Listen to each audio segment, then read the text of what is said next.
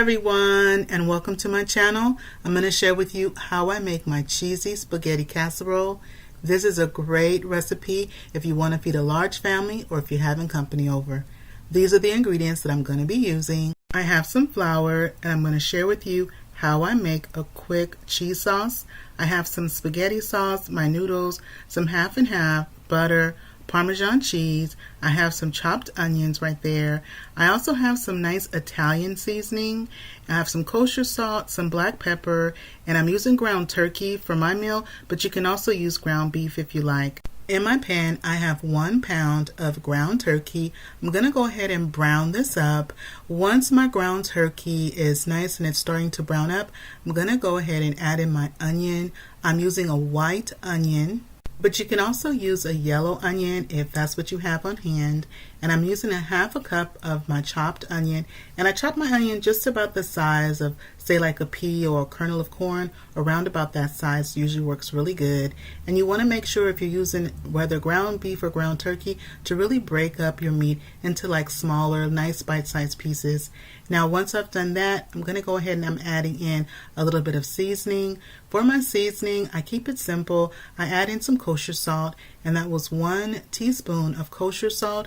And then I'm adding in some black coarse pepper, and that's 1/4 of a teaspoon of my black pepper. I go ahead and I stir everything all together. Now, because I'm using ground turkey, I'm not going to have like grease drippings that are going to be in the bottom. But if you're using ground beef, you want to go ahead and drain off any excess drippings that you have in your pan. Now to that, I went on and I added in my Italian seasoning, and the Italian seasoning I put in 1 teaspoon. Now I'm going to use 2 cans. Each of the cans are a 20-ounce can of spaghetti sauce or marinara sauce. This is a 20-ounce can of each, so I'm doing 40 ounces in total. Now you can use whatever sauce, whatever spaghetti sauce or marinara sauce that your family likes that you normally use to make your spaghetti. Definitely go ahead and use that, or you can use the one that I'm using. Now if you are new to my channel, welcome in, and if you're a returner, welcome back. And I want to thank all my wonderful subscribers for your likes, your shares, your subscribes, and your good vibe comments. I truly appreciate it. And if you are new to my channel, I hope you enjoy the content and consider subscribing. Now to my pot of boiling water, I put in a 1/2 teaspoon of kosher salt, and I'm using 1 package, which is 1 pound of regular spaghetti. I like to break my spaghetti in half. It's going to work better in the casserole than keeping the spaghetti whole. And I'm only going to cook my spaghetti till just al dente. So follow the back of the package of your spaghetti and cook it just to al dente. The spaghetti that I'm using, it's only going to take about 6 to 7 minutes for the spaghetti to be al dente. This is what the spaghetti is looking like. It is tender, but it's still got that nice al dente, which is to the tooth. And so it's got a little bit, still a little bit of structure to it. And because we're going to be baking our spaghetti in the oven, we do want to make sure that it's al dente so it doesn't get over baked. So our noodles are looking good. I went on and I drained them, and I take my drained spaghetti noodles and I add them directly to my pan of sauce. I went on and I turned the sauce off after it finished simmering for about that 10 minutes, and then I go ahead and I mix in the sauce and the spaghetti together. Once I have it pretty much mixed in together, you don't have to have it like totally mixed in together. It doesn't have to be perfect, but pretty good. I go ahead and I let that sit for a second. While that's sitting for a second, I get together my cheese sauce. Now this is just a basic white sauce that we're going to make, and we're going to turn it into a nice little cheese sauce, and this is going to go into our layers. So in my pot, I put in 4 tablespoons of butter, and you can use either salted or unsalted butter. Either one is fine. And then I also put 4 tablespoons of regular all-purpose flour. I have my pan on a medium flame, so it's on a medium heat right now.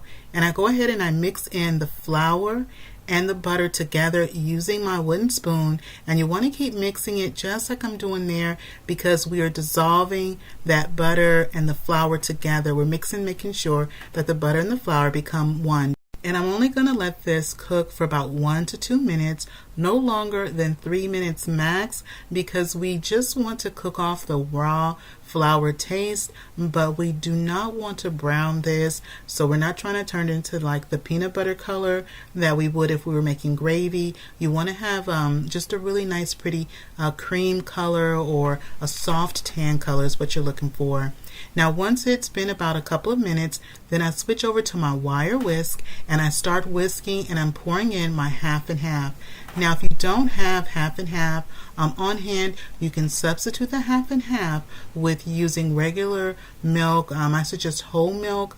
The half and half is going to give it a nice richness, but if you have whole milk, you can definitely use whole milk as a substitute as well. It won't be as rich, but it still will be very good. And when you're pouring, whether it's the milk or the half and half, you want to continue to stir using your whisk. Do not stop stirring. If you stop stirring, what will happen is your butter and your flour that we had made nice and smooth, what will happen is it'll start to clump up on you. So as you're pouring in the half and half, you want to continue to do a constant stir. My flame is still on the medium heat. I'm still just stirring, and what's going to happen is our ingredients are going to start to thicken up, and you're going to create a nice thick cream sauce that we're going to be using as the base to put together our spaghetti and cheese casserole. And so I just keep whisking, whisk really good. The flame is still on that medium. Just keep on whisking just like that, and you're going to feel it to start to thicken up. And as you see, it's starting to really thicken. Now I'm going to switch over from my wire whisk, and I'm going to switch over from the wire whisk back to my wooden spoon, and I'm going to continue just to kind of mix it a little bit, just like that. And you see how you're starting to create some streaks in the pan? That's how you know that your cheese sauce is just about there, and it'll thicken up on you really quick. So I'm looking at it, it was creating those streaks in the pan, and I turned off my flame. And once you turn off your flame, then you want to add in some cheese, and that was a half a cup of Colby Jack cheese that I added in shredded. And remember, my flame is off. You want your flame to be off when you add in your cheese, or else it won't melt right. Your Colby Jack cheese won't melt right, and it'll be kind of grainy. Next, I added in 2 tablespoons of the Parmesan cheese, grated Parmesan cheese. I put in 2 tablespoons. I blend that in, and then I also added in some salt. Your salt is to your taste. For my salt, I put in a half a teaspoon of kosher salt to my taste. Now we want to go ahead and work quickly, because as our cheese sauce is cooling, it is continuing to get a little bit thicker. Now if your cheese sauce becomes too thick on you, you can add just a few more drops, either half and half or milk, either one of those that you're using. So I put in half of the spaghetti into my casserole dish. I'm using a 13 by 9 casserole dish, and then I layered in and I put in half of my cheese sauce mixture that we just made. I'm going to go ahead and finish topping the cheese sauce with the other half of our spaghetti noodles and sauce. And while I'm doing this, I have my oven preheating on 350 degrees. Now in the description box below, under the title of the video, if you click on that where it says more, there'll be a list of ingredients that you need to make this wonderful cheesy spaghetti casserole. So now I put the other half of the cheese sauce that we made, I spread it all over from end to end. I like to then sprinkle mine with a couple of tablespoons of grated Parmesan cheese. Then after the Parmesan cheese, my last layer, which is my top layer, I put 1 cup of shredded Colby Jack cheese, and I go ahead and I just put it from end to end just like that.